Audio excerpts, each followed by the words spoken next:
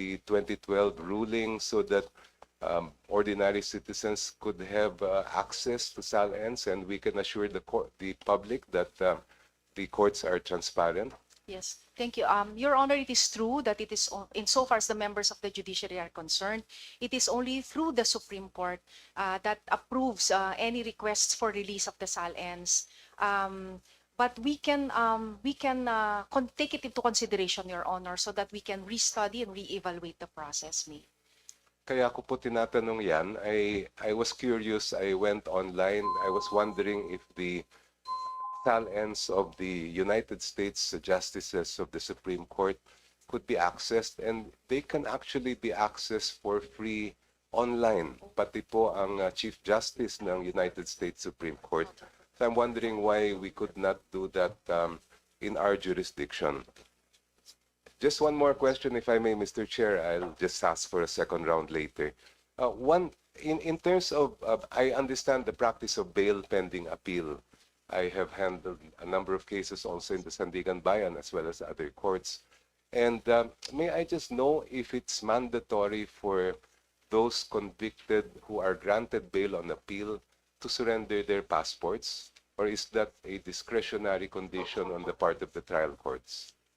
No, Your Honor, because the procedure that should be followed is that the immediate filing of an information, there should already be the issuance of a hold departure order. So even without the surrender of the passport, Your Honor, anyone that has been filed a criminal case should not leave the country because of the hold departure order.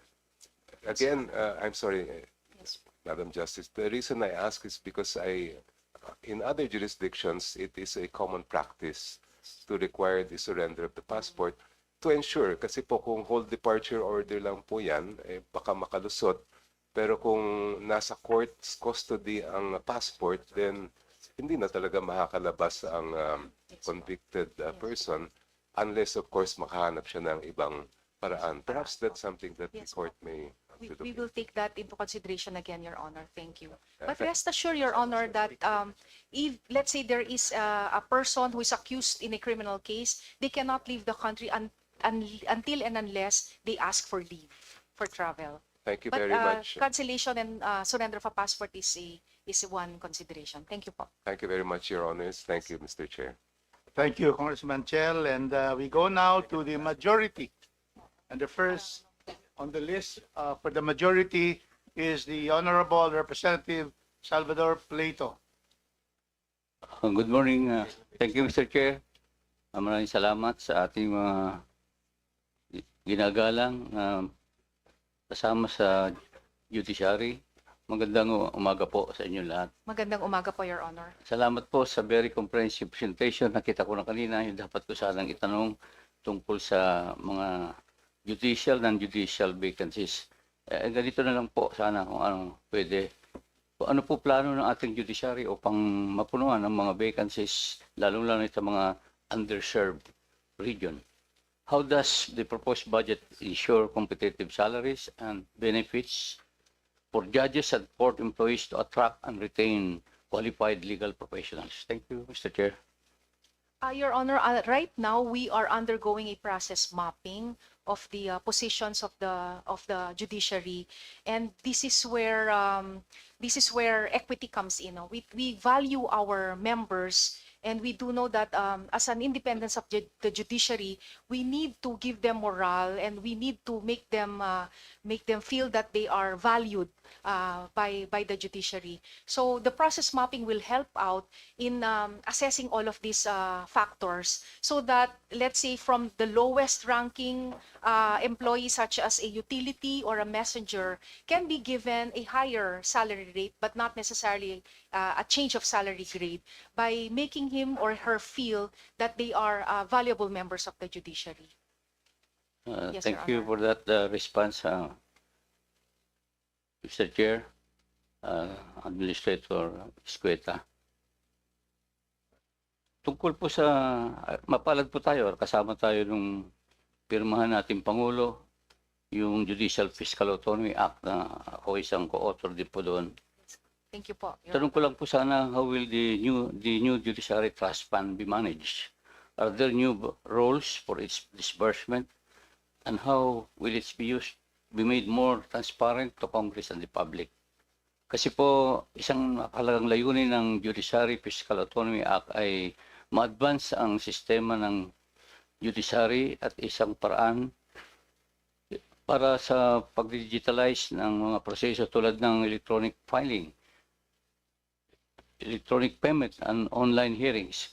Mari po bang malaman kung anong plano na nakalatag para sa sistema na ito, Madam Chair? Mr. Chair.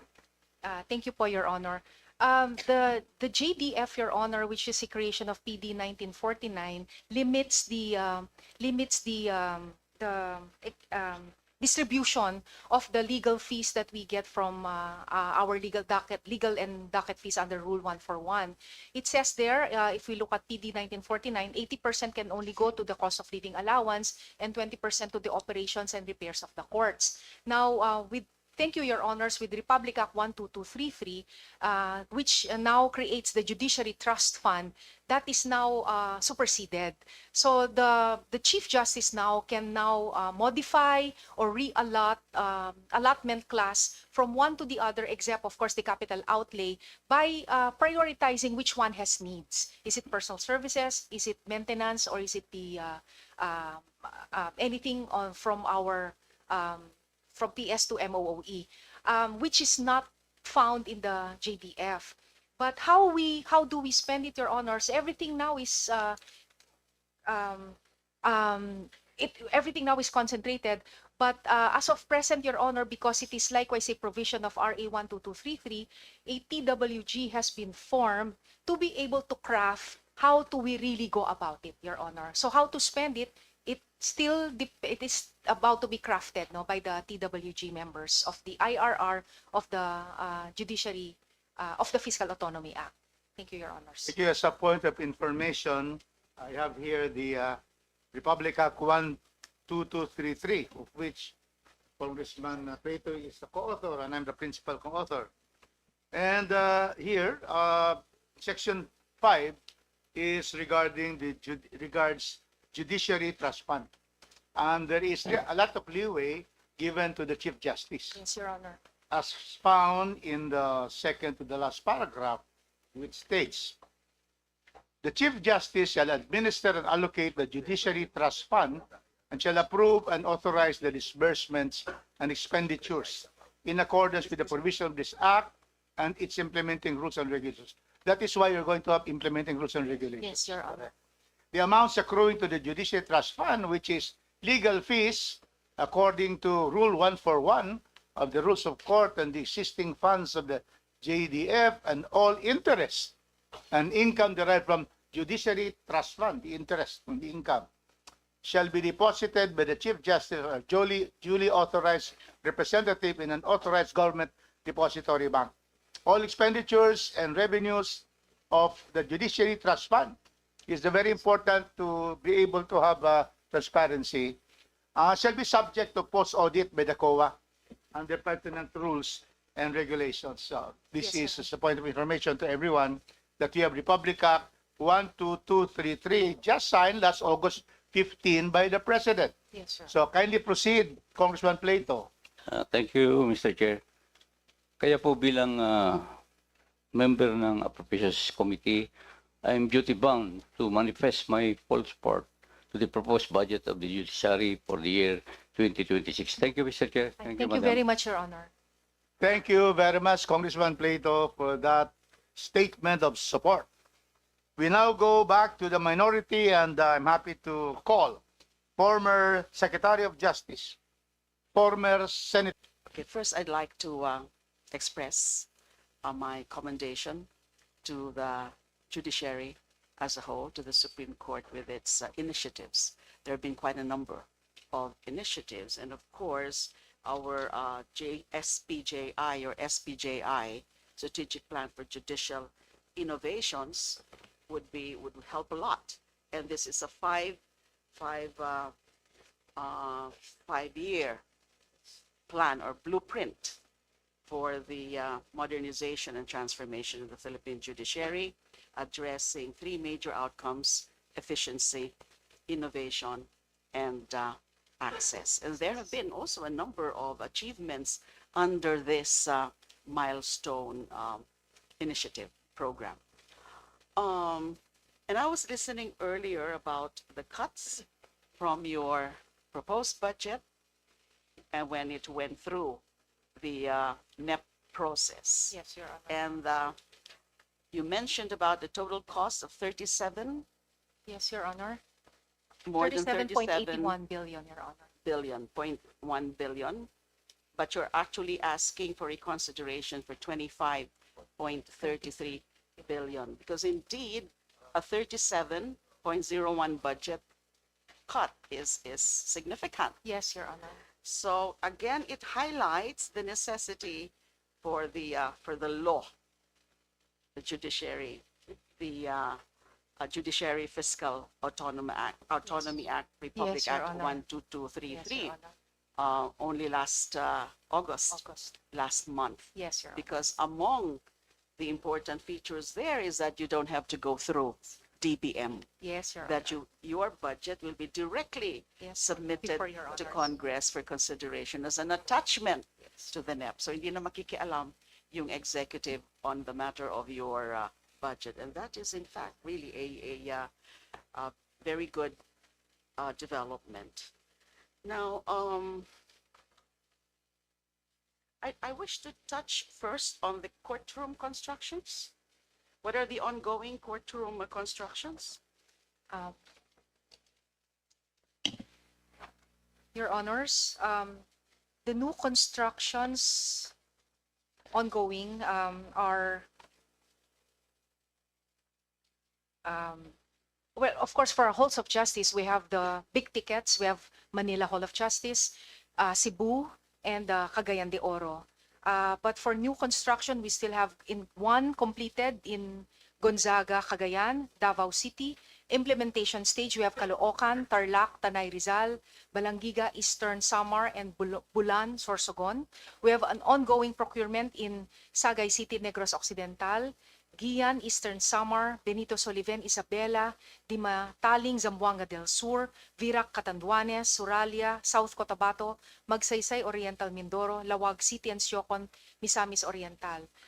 For the general repair and rehabilitation, we have actually completed an annex building in Iloilo City, Camiling Tarlac, Umingan, Pangasinan, Sogod, Southern Leyte, San Juan, Southern Leyte, San Carlos City, Negros Occidental, Carigara, Leyte, and Bansud, Oriental, Mindoro. Implementation stage, Your Honors, are 20 projects. Ongoing Yes, Your Honor. projects. And these are all under, of course, bidding. Yes, Bidding Your Honor. process, following the procurement Yes, Your Honor. procurement laws and Yes, Your Honor. regulations. There have been no problem at all with respect to the construction of halls of justice. Well, Your Honor, because we have, this is before usually, Your Honor, of the enactment of RA 12009, which is the new Procurement Act. We have to undergo the default of competitive bidding, and we have chosen most of them service contractors for the creation of the DAED, or the detailed architectural and engineering design. Yes. We cannot say that it has been a perfect process, Your Honor, which would probably explain why we are still in the process of the complete submission of the DAED for most big ticket projects. And of course, you're also conscious of the need also for transparency. Yes, Your Honor. In this bidding processes involving courtroom. Yes. Now, about the impact of the continuous trial system, the Supreme Court, of course, has been championing the continuous trial system as a strategy to unclog dockets. Now, is there a recent study or data on how continuous trial has actually reduced the backlog of cases, specifying which levels of courts benefited the most and which remain congested? Your Honor, in the reporting of our major final output or the accomplishment rate, most of the time I would say it's 100%, 126%. That's basically a result of the revisions of our rules, Your Honor. In criminal cases, it's the revised guidelines on continuous trial. In civil cases, it's on the revision of Rule 13, 13A, and in the service of pleadings, Your Honor. Basically, it's a streamlined procedure that fast tracks everything. We put a